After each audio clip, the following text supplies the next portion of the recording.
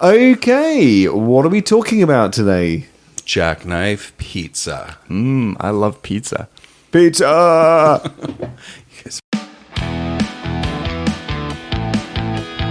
Do you ever wonder where your food comes from? That's what got us started on this adventure. In each episode, we ask experts to weigh in on the food topics that matter to you, from growers to producers to chefs. And I challenge John, Darren, and you to learn more about your food and the stories behind it. From our hub on Vancouver Island in the beautiful Comox Valley, join us as we explore our edible valley.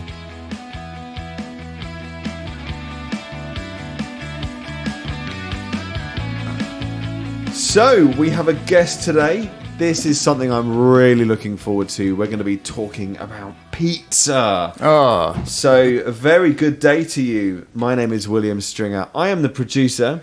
and I am Chef Jonathan Fraser. And I am pizza connoisseur Darren Howlett. Hey, another job site. I absolutely love it. And you are with the Edible Valley podcast. And today we've got joining us Jim Kodaya. Excellent, got that right. That's Irish. Irish, yep. Fantastic. But you are Australian, and you are the owner of Jackknife Pizza. Now, we met on the off chance just a couple of days ago at the Gumboot Market. How did that go for you? Yeah, it went really well, actually. Yeah, it was hot, Yeah. but it was fun. It was a lot of fun. Yeah, it was good to get some of the wood fire pizzas out there, and yeah, it was busy, actually. So Yeah, that's fantastic. Yeah, the Gumboot Market up in Merville. Check it out. Beautiful So, spot. gents. Yeah, there's so much to right talk away, about. right away, you said a key word. I mean, I know that John and I talked about this for a long time. It's one of John's passions, but wood fired. yeah, it's definitely one of my passions too. When we first started the pizza business, we really wanted to go down that path. Right. Unfortunately, we've come across a lot of snags to doing that, mainly because of city bylaws and stuff like that. So I can imagine roving around with a mobile wood burning stove is probably yeah, risky. yeah. All right, well, let's start from the top. What do you get from a wood-fired pizza? I think the main thing that differentiates it is the heat. You can get so much heat, and you get that real oven spring from the crust. You get that nice airy crust. Yeah, I was going to say, because it cooks faster, Yeah. you get, not only do you get a nice flavor to the outside, but you also, that dough raising so fast, it stays nice and airy. Yeah, it stays airy, and also because it cooks so quick, it doesn't really dry out and crisp, so you get like a softer sort of area. Yeah. The Neapolitan style pizza is kind of like knife and fork pizza, right? Right. Yeah. That's Nice. amazing. Yeah. And it's truly different. Like, if anybody's not had wood-fired pizza, you've got to try it. In comparison to a regular old oven pizza. Like, So let's talk about your pizzas. So because the big thing with a pizza is the crust, right? Like, what differentiates you from other pizzas? Well, we do make all our own dough, so we have all our own recipes that we developed in house, and Nice. we do a naturally leavened pizza dough, Nice. so sourdough, with just a little bit of rye for flavor, and it's usually aged between 2 to 3 days. oh my God. So it's I'm yeah. like imagining this already. Yeah. It's funny when your mouth starts watering over like Yeah. raw dough. yeah. But yeah, our goal is to create a certain flavor with our crust with the sourdough, Right. but also something that's sort of our signature is the way we cook it too. We like to cook it maybe a little lower than that wood oven temperature. In our other spots where we're using gas and electric ovens, just to achieve a little bit more crisp. I like to find almost like a happy medium between an authentic Italian pizza and a New York pizza. Oh yeah, Yes. getting that fine. If that kind of makes sense. No, to me it totally does. I've Yeah. spent so much time sort of watching shows about the argument of who makes the better pizza. Yeah. Yeah. Right. The Italians are the Italians in New York. Absolutely. Yeah, totally. All right. And Will, I haven't seen your operation yet, but Will said that you had a pretty extensive, or maybe I misheard that. Maybe it wasn't extensive, but you have a pretty bang-on menu. You're pretty excited about the menu? Yeah, we've been working on our menu in our store at the Speedway in Black Creek for a couple of years now. So Yeah, we're pretty happy with it. I think most of the things on there are pretty dialed in. Right. We have a new menu with our new location, which is the food truck, the trailer. Oh yeah. So we gone for a little bit of a different style, and some different topping options too. So, Right. Yeah. Can I take the conversation one way for a second? Yeah. I think that you're one of the first people we've talked to post-COVID. Not that we're fully post-COVID, but we're starting to come out of it. How did you weather that? Like, how was that for you? I mean, everybody went through adversity, but like it sounds like you're coming out of it opening new locations. Yeah. So it's been a wild ride, but regardless of whether COVID came along, it was going to be anyway. Right. We were starting a business. Yeah, exactly. We opened mid-December, and then COVID hit in March. Oh my goodness. So we actually... And you made it. Like, well, we actually... Not so many businesses didn't. That's crazy. Yeah. We closed down for about 6 months. Oh, wow. For that summer.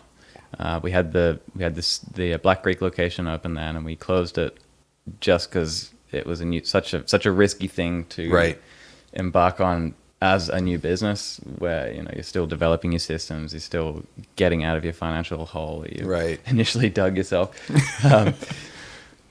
But yeah, we relaunched in November last year, and we actually we had the food trailer up at Mount Washington this winter. Oh yeah. So we ran both of those two together for about 4 months through the winter, and that was fun. And then you're here. And then the trailer's just undergone a major renovation, and now it's in Courtenay. Yeah, that's fantastic. Excellent. Congratulations for making it through, and not just persevering, but growing. Yeah, I mean, there's been lots of help, funding, for example. I mean, we've kind of fallen through the cracks for a lot of it, but I know there is a lot of stuff available for small and medium-sized businesses right now. So that is something. Wow. And I mean, the other thing is that, especially in the Comox Valley, it seems a lot of people have embraced sort of local, small takeout businesses, right? So it hasn't been a complete loss for small food businesses like me, right? Right. Especially the takeout pizza has just been going insane. Right, yeah. But I just like to say that we started ours before COVID. Yeah. So you were talking about a new kind of style that you've brought about. Is that kind of replacing an old style, or is that an addition? It's a new style. We haven't done it in the other store or in the trailer over the winter or anything. We tossed up. We had a few ideas. And ultimately, the reason we went with a different style is because there already is some good thin crust pizza options in Courtenay, I think. And besides the fact that I don't want to be a competitor to people like businesses that I know and respect, I also think we've gone with a type of pizza that you can't really get as easily. Right. So, and the other thing is, we could either open a new location, do exactly the same thing, and essentially franchise, or we could create something that's still in the same category, but it's like a different version, right? So kind of like what Tacofino did, where they've now got 8 locations, but each one has a separate menu. Yeah, but they're all Tacofinos. Yeah, and it's great because you walk in there and you feel a little bit of a local vibe because I'm sure they're taking inspiration from the farms around them, and like the people working in the restaurant are coming up with the ideas. Right. Yeah. I think that's a really nice idea. Yeah. For sure. So what is it you've changed? What are those changes? So for the trailer, we've gone with a focaccia style, like thick crust pan pizza. Right. Brilliant. Now I remember you saying this the other day, and I thought that sounds gorgeous. Yeah. So are you doing both? Are you doing the sourdough still, or is it's one trailer you're going with one and another one you're going with a different one? The trailer, the thick crust is more of a focaccia dough. Okay. So it is not a sourdough. It's just a commercial yeast. Right.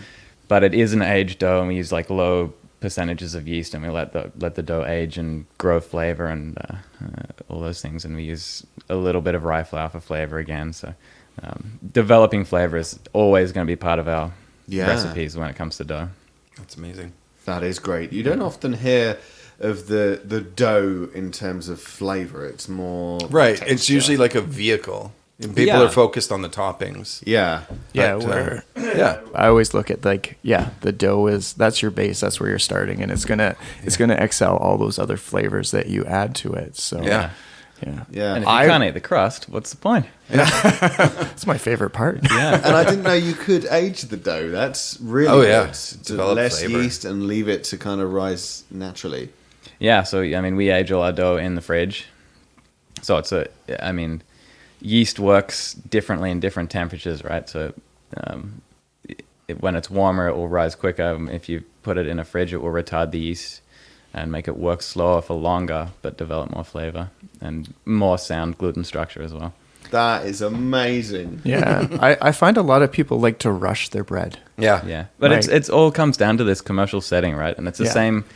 I find something that I really battle with in this area, and I'm not experienced in other areas or anything, but I find that people are looking a lot of the time for quantity, not quality. Right. So there's so many restaurants you see that just, it's not Yeah. it's not about the quality. It's about Right. They're like, get 3 pizzas for $20, and you're like, no, those are going to be Yeah. Like Yeah. any Office fans here. Yes. Yes. Kevin on The Office saying, Alfredo's Pizza Cafe is like a hot circle of garbage. and a good impression too. Yeah. Speaking of accents, do you mind if you're from Australia? Yeah. And how, what brought you here? When brought you here? How did that journey happen? Yeah, well, I came over in 2014, however many years ago that is. I actually just came over for a holiday. I came to go skiing. Really? Yeah, but Wow. my need to work and torture myself followed me. So, so I got a job. I've skied 4 times in it's like 6 years. So. Wow. That's crazy. And so then you just decided to stay here, and then recently you just Yeah, I got married. I just had a kid. So awesome. Congratulations. those are all contributing factors. But Yeah. I also really like it here. It's a gorgeous place to live. And Yeah. Yeah. And your accent is changing. yeah, I don't belong anywhere. I go home, I'm an outcast, and I come back, and I'm still an outcast. Yeah, absolutely. So There's one thing I'd like to actually ask is like, what backgrounds did you have before you got into that's this? what I was going to get to. Good question. I'm actually a farmer by trade. Oh, Oh, yeah. Yep, I went to school to study farming, agricultural farming. Pursued that for a little while. I was a sheep farmer, livestock farmer Wow. in Australia, and when I came over to Canada, I actually worked for a year on the bison farm Oh, did you work there? in, Okay, in excellent. Black Creek. Yeah, I worked We with had Mark a and great interview with them years ago. yeah, they're Yeah. lovely people. They're like Yeah. family. We still keep in touch, and Well, it's sad that they've closed down that. yeah, I mean, they moved to the mainland. I don't know if you know. what they're Yeah. doing, but they got some pretty awesome stuff going on. too. Actually, I haven't been. All I know is I went looking for when everything shut down, and I was like, "Can we get some bison?" And they're like, "No." No, you can't. I know that's a little sad because where else do you get bison? But Yeah. Oh yeah, and it was great because it was like part of our menu, and it was really nice to be like. We had the issue too is that we had our slider burgers. So we had a bison burger, chicken burger, and a lamb burger on there, and then all of a sudden it was like Yeah. gone, and we're like, well, we can't have a bison anymore because it's Yeah. not an island sourced thing. Right, right. Yeah. I remember having a pasta dish at Locals with the bison fillet in it. Oh, I think it was yeah. just. I still think about it like 3 years later.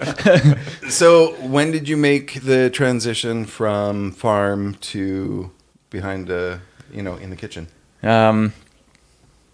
I guess a couple of years ago Yeah. would be about as specific as I can be. I don't know. As a gradual change in mindset, I just decided I wanted to try something else. There's not a lot of money in farming if you don't already have land. Right. Right. So, Right. yeah, I don't know. I decided to just change it up, and I've always loved cooking pizza, and I guess maybe my lack of experience in the industry was why I did it. Yeah. Yeah. Right. You got that naivete enough where you're excited about it. Yeah, and I'm still excited. I mean, we've got a great crew, and everyone's excited and Yeah, that's motivated, great. creating good Well, products. I have to admit, this falls under one of my dreams was to. My daughter's uncle builds fire ovens. Yeah. And I was like, build me an oven, we'll put it on a trailer, and we'll just drive around and make pizzas. And it just never happened. And I was like, that was also with my brewery idea. Yeah. I followed through on the ice cream. I was going to say you wanted a traveling brewery as well, but you Yeah. couldn't get the licensing. Yeah, anyways, but I always have these dreams. So I'm super excited. And I've actually been following your guys' Instagram for a long time now and seeing some beautiful pictures out there of some of the food you guys are what's making. what Instagram handle?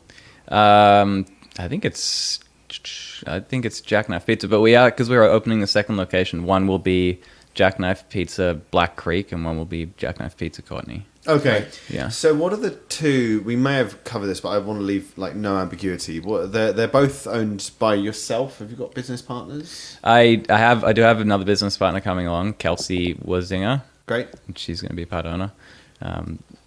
But yeah, other than that, it's just at the moment it's just me. Okay.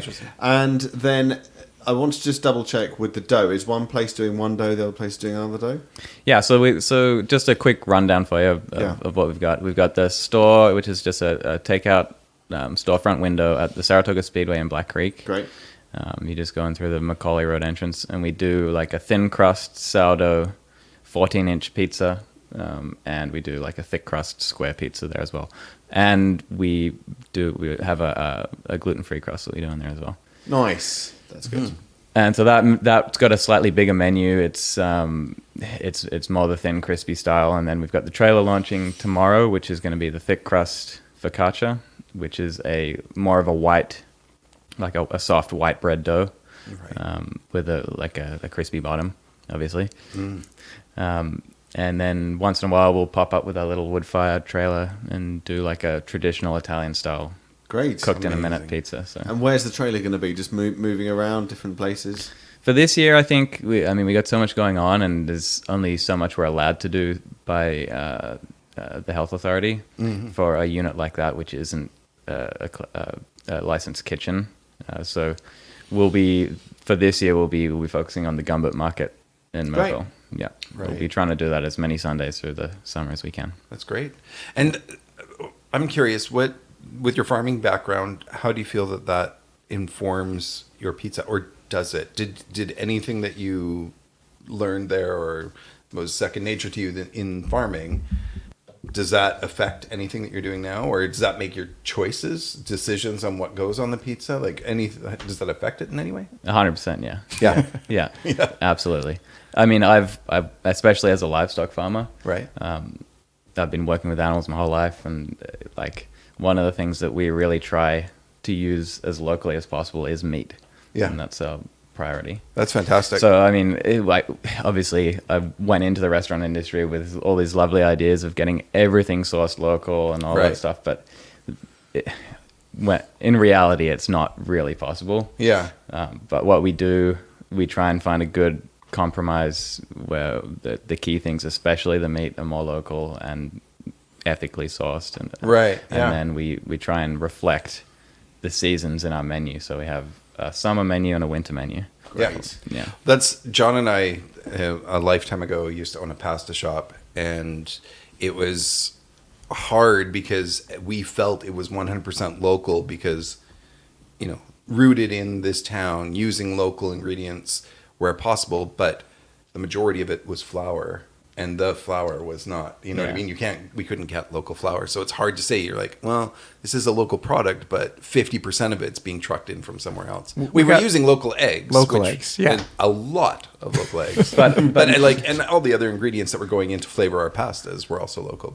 And that's the thing. No one is going to come and eat pasta because the flour's local. Right. Yeah. Yeah. And you'll probably pay double for it. Right. Yeah. And not that it is not worth that. It's just that it's not worth that to the consumer. Right. And yeah, exactly. It's coming out of your pocket, not theirs. Yeah. Yeah. $50 for a bag of pasta is just not reasonable. Yeah. You can't justify that. Yeah. Yeah. Whereas if you can take a couple nice local meats and some fresh vegetables from the local garden and fire those in there, and you can create this really beautiful local dish. Yeah, exactly. Yeah. And that's amazing. It's like the main lesson I've learned in the restaurant industry is that it's a lovely idea to say, like, I'm going to be 100% locally sourced, etc. But the reality is, like, you can do it until you run out of money. Yeah, exactly. Or you run out of product. Like that's, Tap the local sources. I know we fight too, yeah. at the restaurant because it's like we try and bring in our products, and it's like, and that's why we change our menu quite often, because we're like, we'll run it until we run out of it, and then Exactly. all of a sudden Just the other day when somebody was like, "Okay, well, we're going to run out of venison sausage," and it's like, "Well, how do we get that?" Well, that's a 6-month turnaround. We got to wait for another whole, another round to come back in. Yeah. So let's focus in on toppings. We've talked quite a lot about the dough, but I mean, that's a nice little segue. What would you say is always local, and who are the local suppliers that you do support, and where are they from, and where do you think it's okay to go a little bit further, and what are your criteria for sourcing them? There's about 8 questions there. Just pick whichever one. Explain all of it. I'll pick the one I want to answer. We get most of our local meat from DKT Farms in Merville. Okay. Oh yeah. So we use all chicken from there. We had a sausage pizza on the menu, which is like a honey garlic pork sausage meat. Oh yeah. Which is one of the ones on the winter menu, but all that pork comes from them. Right. We use the pepperoni we use is maybe a little less local, but it is made by Frabies, which is based out of Vancouver. Yeah. And yeah, I mean, cheeses are almost impossible to get on that scale. I mean, we are lucky. We got an awesome facility in town, Natural Pastures. Yeah, cheese, of course. which is- they just make literally the most delicious brie I've ever tasted, and we use that. We have one of the items on our menu is a brie Terrancher.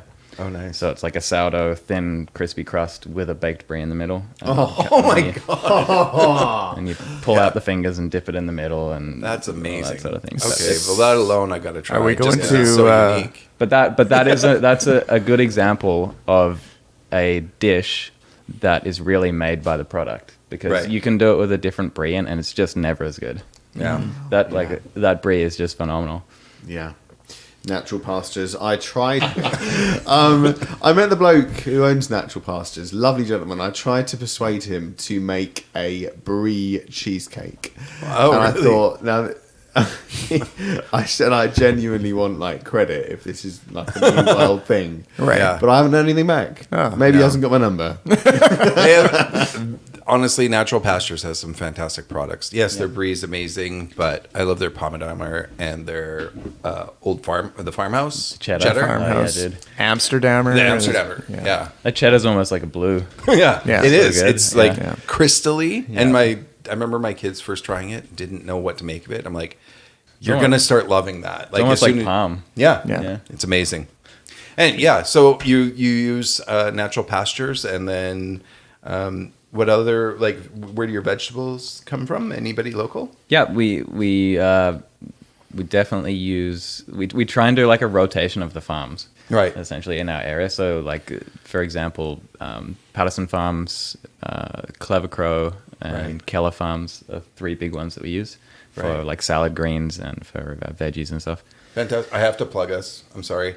Next week we're going to be at Clever Crow doing. Is it next week? After, I guess, when this goes on. Yeah, we're going to be doing. Yeah, we're going to that. be at Clever Crow doing a cooking demonstration, and our next amazing. podcast is me from there. So they're good amazing. friends. Yeah. What date is that, by the way? That's July 5th. Yes. Those guys are great. Yeah. Yeah. They're That's my great. old neighbors, actually. Oh, really? Yeah. Yeah, He yeah. actually started, well, they used to own the Bar None Cafe, which is a legendary little place in this town. And then Brian and Leah both helped open up Locals in its original location. I did not know that. Yeah. There you go. And Yeah, then they they were were my very- neighbors. Yeah, they were very entrenched in the food industry. They still are. But I mean, before the farming. Yeah. For quite a while here. And then they made the transition into farming and producing food, and they're just amazing. And I think their branding is beautiful. I love their logo. I love everything about their product. Well, let's talk about branding here. That's a great thing. What is the brand that you're going for with Jackknife? I guess, I guess if I was to define what we're all about, I mean, obviously the quality and all that sort of stuff, and making things from scratch. But I like that we don't do the generic toppings. Interesting.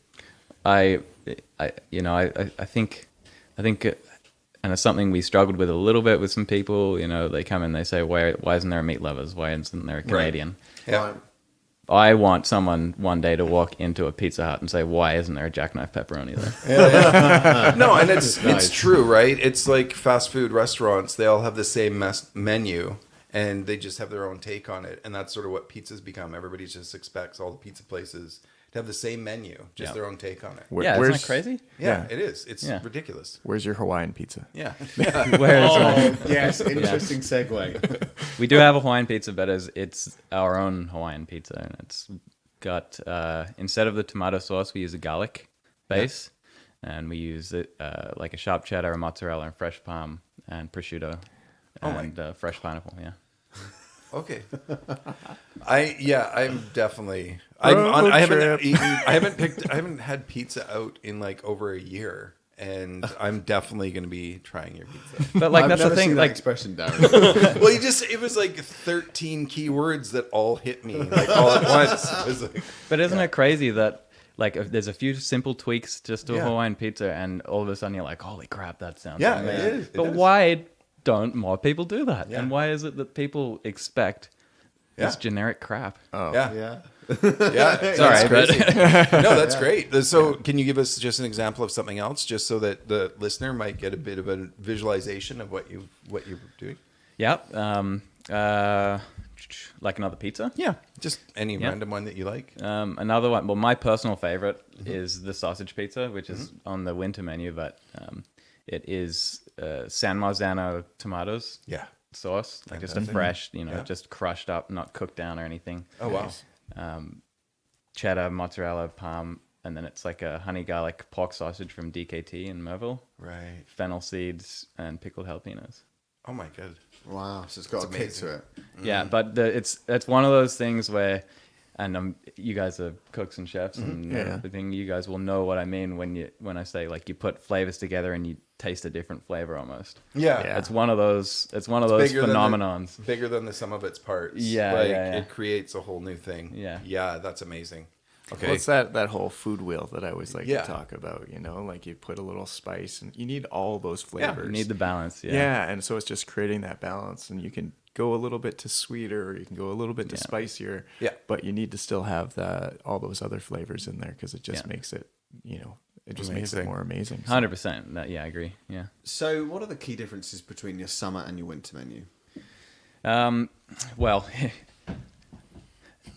still working on that, but this is our first summer menu, so Right. it's been That's a the wild beauty, ride. isn't it? It's just an alive business. Yeah, our idea was that we would try to make the menus reflect the seasons a little bit. Maybe, for example, another one of our winter menu items is a potato pizza.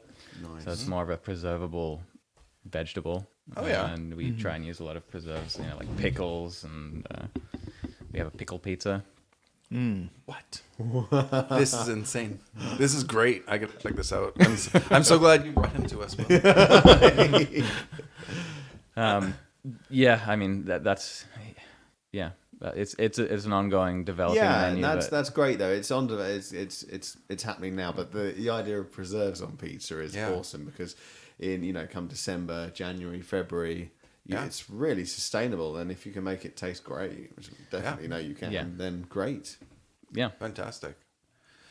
That's wonderful. I'm really happy that you were able to come on the show because I thought we were going to be talking about pizza, but I'm finding that not only am I impressed with your menu, but I'm so happy to hear a bit of a success story in a time when there wasn't much going around successful. So. I find it fairly uplifting to hear of somebody making it through great adversity. Was there any other adversity aside from COVID? I mean, I'm sure there must have been. Yeah, it's been a wild ride. Still is. Yeah. Right. Wow. Yeah, it's been a lot of steep learning curves. Yeah. I've made a lot of mistakes. Yeah. Can you give us some mistake examples? I mean, it's a real thing, isn't it? Yeah, I mean, I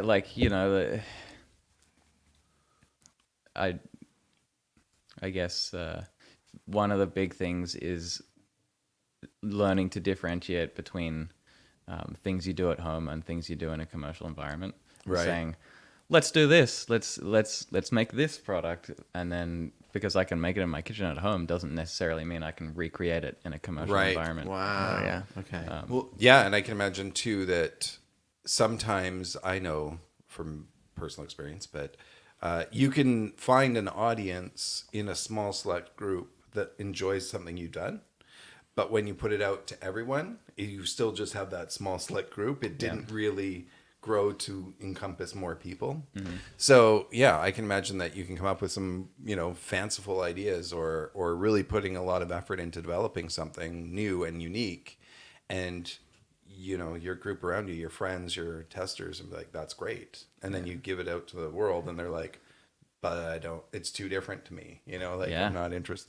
Yeah. And I that's the thing I think that a lot of people, when we're talking about the pizzas or the places that make pizza that are all doing it the same, I think that there's the fear of that. They're just, everybody's afraid to try new things or just doesn't have the creativity.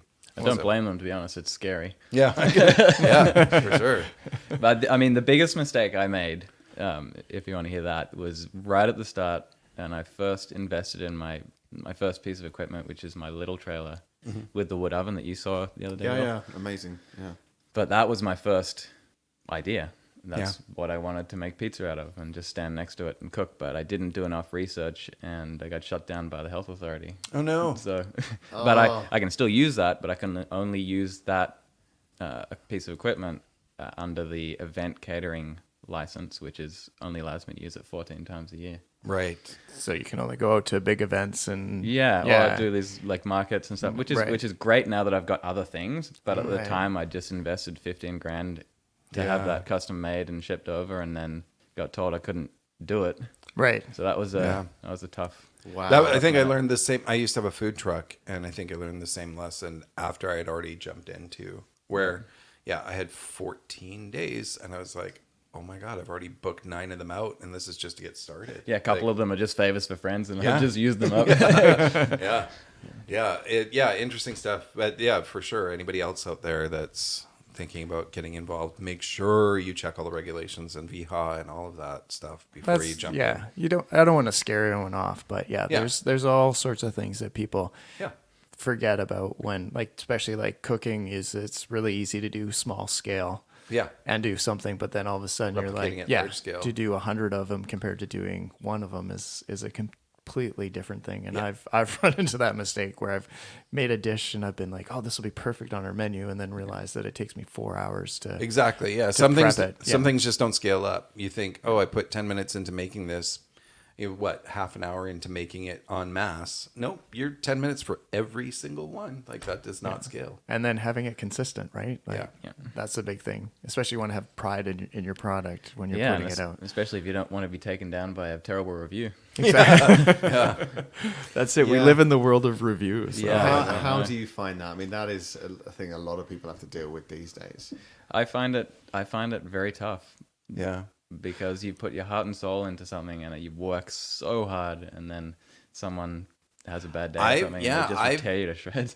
Personally, I mean, I think that all the review sites, and this is personally, I realize this doesn't reflect everybody else, but I think that they're sort of very 2016, 2017. Like, that seemed to be when they were at their height, and any person out there could make or break a business by whatever mood they were in. Yeah. And people were just putting so much, businesses were putting so much stock in this, and we got to protect, our Yelp review. We got to protect this. And I look at it now and I'm like, no, you don't. Those people don't have the right to hold you hostage just because they want extra this or extra that. Or they felt that you didn't bend over backwards for them. You put a product out there, it should speak for itself. And just because somebody liked or disliked it doesn't mean your business should take a hit for it. I used to know if I wanted to wreck my day, I'd just look at TripAdvisor. It doesn't matter how many 5-star reviews you have. You just look on the 1-star, the 2-star, the 3-star, and you're like, oh, how could I have done that better? And then you're like, and then you start picking apart. Like, I mean, I got one about truffle oil. I use truffle oil in edamame beans. Yeah. And they're like, oh, it tasted gross. And I'm like, well, you don't like truffle oil, so Yeah. why'd you order edamame bean? But see, so they're just that's it exactly. So then now you become a little more afraid to be as courageous or creative because you're worried about what that review is going to bring in at some point. And so it starts to stifle creativity. Yeah. You know, and that's why I don't believe in them. I think that they're just awful because I think that they stop people from making, you know, exciting choices and going out on a limb. And it is unfortunate that in the industry, marketing is so important, and review sites are such a big part Yeah. of marketing Yeah. that you really cannot avoid. Like you have to have an account with TripAdvisor, and we Yeah. don't have to, but Yeah. you know, you miss out on sales, right? Yeah, Like, exactly. Yeah. and So- the reviews are a big thing when people. I feel like when people are looking on those sites, they probably most of the time they're going to pick the one with the best reviews. You know? Right. I think a lot of it is how you respond. Yeah. I think Yeah. your brand can come through, who you are can come through, and I think you have got a lot more power than you know. Right. You know, if they 2-star you, for example, your star rating is going to go down. You can't take away from that, but don't forget the power you have through reply. People get a Yeah. sense of who you are, Absolutely. You and can if win you're over a whole new audience just by absolutely replying well. you're holding as long as you're holding your dignity and being professional, that's really, really great. But you don't necessarily have to completely like cow to them. Yeah. I remember I've worked in many restaurants before, and my worst one was a lady that said that she will be writing a review later on this, and then proceeded to just basically threaten us throughout the whole meal. And I said to her, why are you threatening me? I was Yeah. like, no, let's call a spade a spade. Yeah. You're in a restaurant threatening me. Yeah. That's what's happening. And I was in management of that restaurant, and I instructed the servers. I said, folks, we are going to get 1-star review from this person. Right. Just accept that. If we don't, brilliant, but accept it. And I told them, I said, she's not getting any discount, any special. Just let her go. Yeah. And do her thing. Yeah. Because you have to stand up some point and have pride in your work and not be threatened by some little Hitler Yeah. who's going to throw their weight around. No chance. Yeah. So I just said no, whatever happens. And she was really, really angry and was angry for discounts. And I was like, Yeah. sorry. And that's just it. That's exactly it. That's what Go and that's write what a I review. just that's what I despise about the review sites is people know that they hold power and they lord it Well, over let's get on to a positive thing, because Yeah, that's actually, a great we thing. should probably wrap this. We should wrap this yeah. up. You've got a lot going on. You're opening another location tomorrow, so we should probably wrap things up here. Absolutely. Let you get back to it. So we need to definitely get some contact information from you, just to give our listeners to know how to get a pizza, because I know actually maybe it's just for Darren, so he makes it. I need all the locations, all the hours. Yep. Yeah. Understood. All those. If you can check us out at jackknifepizza.com, Okay. and then once you go into the site, it splits into 2 different locations. So you can either click on the Black Creek or the Courtney. Great. And if you go on there and it's not quite working yet, just bear with us. We're still kind of working on things on the fly. So Yeah. For Are sure. you at the Gumboot Market on Sunday? not this Sunday, because I'll be in the trailer. Darn, I was gonna order. I will definitely. We should probably tell the people where the weekend Gumboot Market is for those that don't know. So it's on the whole old Highway 19A, Yeah. north of Courtney, about 5 miles up from downtown Courtney. Just look for a giant yellow church as you just after the gas station. Oh yeah. The Merville Hall. In Merville. Merville Hall, Yeah. yeah. And it's there, and it's every Sunday from 3 till 6. Really great market, 30 stalls selling absolutely everything. And Great. Jackknife Pizza is one of their main food vendors, Yep. Fantastic. if not their main food vendor. Yeah, I think it was on there. And is that how you prefer to take orders? Do you take orders by the phone? We take in both locations. We'll have a phone, so Sure. you can call, and it'll all be on the website. And Okay. I don't know off the top of my head actually. Oh yeah. No worries. Sorry. No worries. Yeah, and And touching on social media, you already mentioned Instagram. Any other social media they can find you on? yeah, we got a Facebook page for each one. The same thing. Great. And a TripAdvisor. And yeah, something we're working on. All right, that's Jackknife Pizza. Jim, thank you so much for coming out. You're opening a brand new location tomorrow. and we really know your time is valuable, so we appreciate you coming here. Not a problem, man. Thanks Yeah. for having me. Yeah, thanks so much. That was great and informative. And yeah, you've already won me over. I'm very curious. Hopefully we can follow through. Okay, well, this has been the Edible Valley podcast. My name is William. I am the producer. And I'm Chef Jonathan Fraser. And I'm Darren Howlett, salivating. Have a great day. All right, thanks for listening. And that wraps up another episode of the Edible Valley podcast. Thanks for tuning in, and a special thanks goes to the local businesses that help support our podcast. They make it possible for us to showcase your local food community. We'd love you to follow us on your preferred social media at Edible Valley, where you can check out our blog, find recipes and tips, behind the scenes, and of course keep a lookout for where we are going to turn up next in your Edible Valley.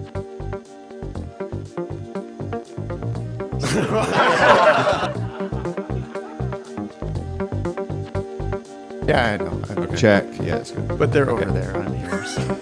All right.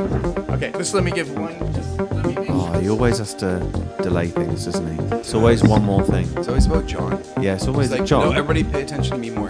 Hello, other people. And this has been an Edible Valley production. Yeah. Beep, beep, beep, beep, beep, beep, beep, beep. Okay, ready again?